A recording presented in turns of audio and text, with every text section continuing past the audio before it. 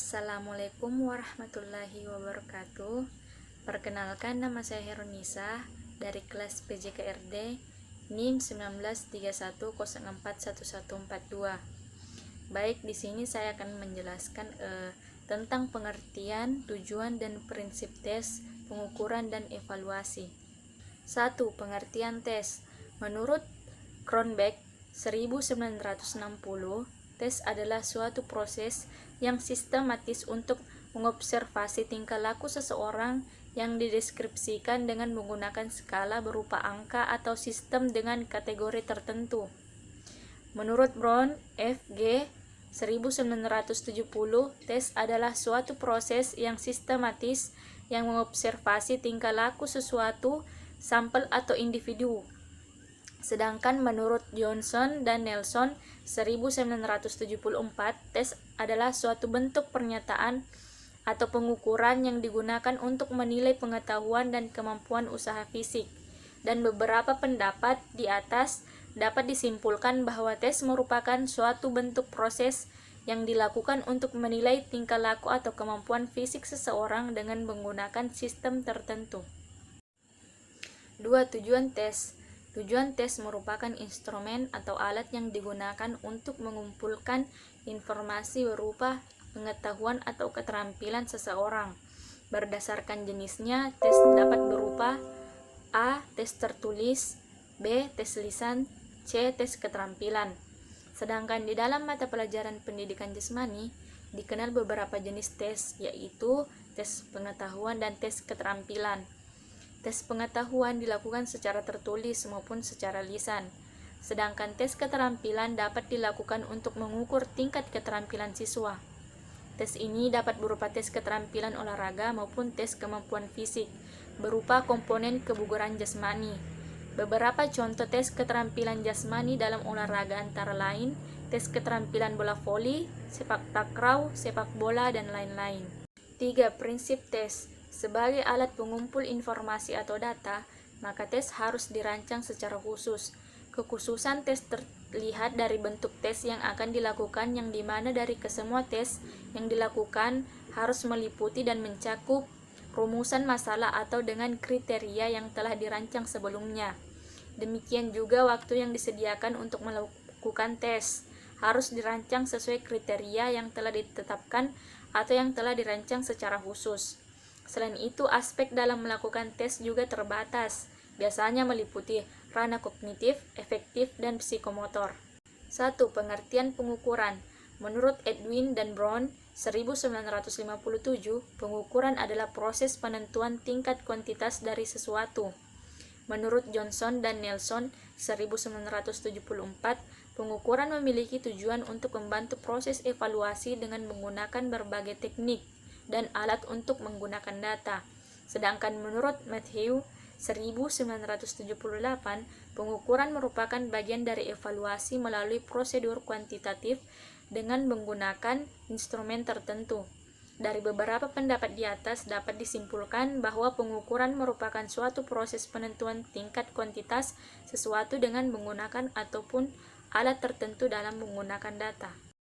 2. Tujuan pengukuran. Suatu serangkaian kegiatan membandingkan yang bertujuan untuk menentukan nilai suatu besaran yang diukur dengan alat ukur yang ditetapkan sebagai satuan yang bersifat dalam bentuk angka. Adapun tujuan dari pengukuran dapat diuraikan sebagai berikut. A. Pengukuran berfungsi untuk mendapatkan hasil perbandingan atau nilai yang diperoleh ketika pengukuran tersebut selesai dilakukan. B. Pengukuran bertujuan untuk membandingkan sesuatu dengan satu ukuran yang serupa. 3. Prinsip pengukuran. Melalui kegiatan pengukuran, segala program yang menyangkut perkembangan dalam bidang apa saja dapat dikontrol dan dievaluasi. Hasil dari pengukuran berupa kuantifikasi dari jarak, waktu, jumlah dan ukuran, dan sebagainya. Hasil dari pengukuran dinyatakan dalam bentuk angka dan diolah secara statistik. Ketepatan mendapat tekanan penting karena alat yang digunakan harus sesuai dengan kondisi yang akan diukur. Apabila ingin mengukur tinggi badan seseorang, maka alat yang digunakan adalah stadiometer. Kebenaran yang dimaksud adalah selain alat yang digunakan sesuai, maka teknik pengukurannya juga harus benar.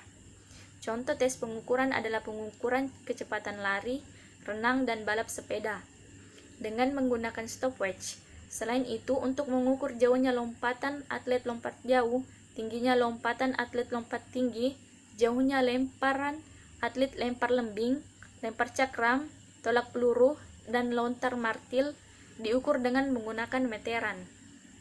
1. Pengertian evaluasi. Menurut Johnson dan Nelson 1974, evaluasi merupakan suatu proses untuk menilai berdasarkan data yang dikumpulkan melalui proses pengumpulan. Menurut Abdul Jabbar 2007, evaluasi berarti pengumpulan kenyataan secara sistematis untuk menetapkan apakah dalam kenyataannya terjadi perubahan dalam diri siswa dan menetapkan sejauh mana tingkat perubahan dalam diri pribadi siswa.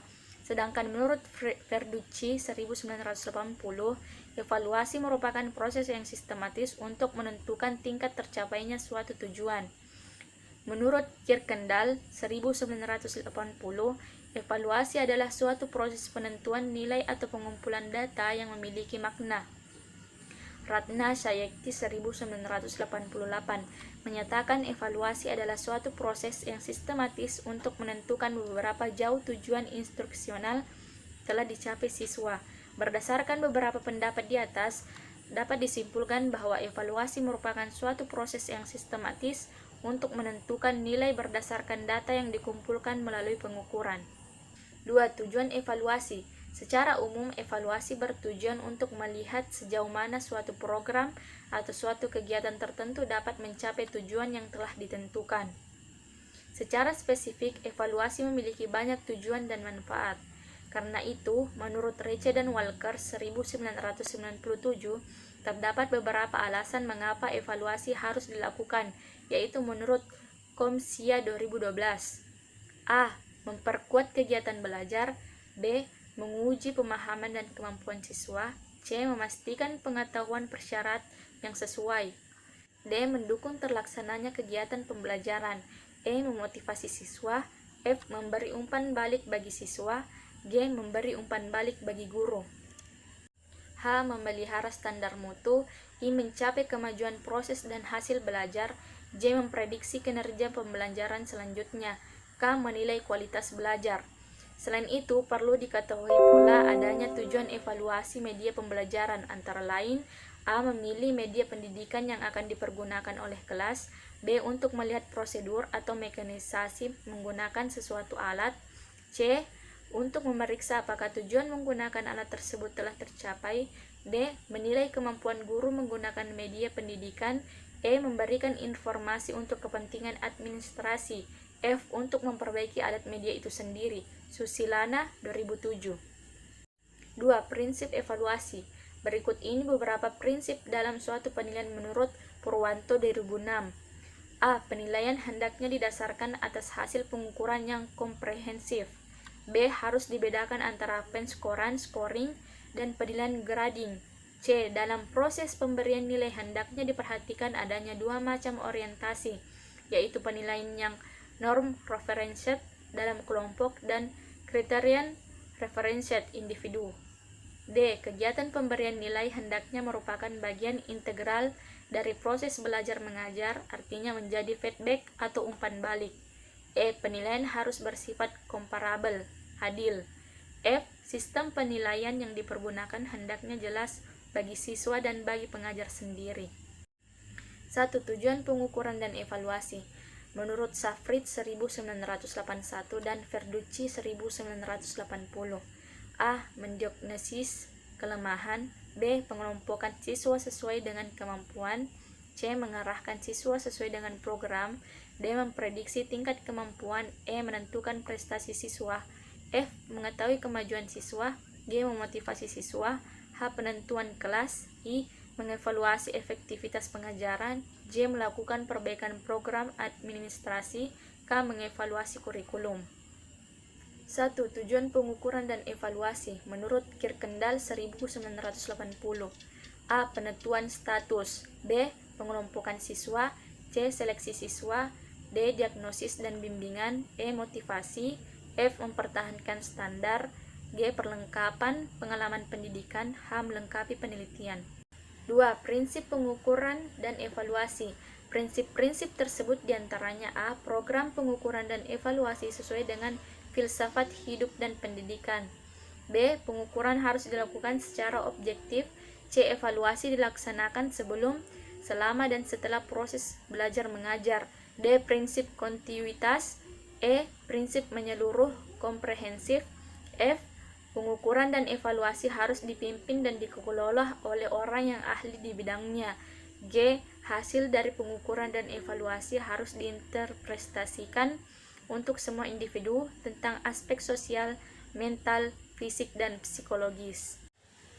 Sekian, Assalamualaikum warahmatullahi wabarakatuh.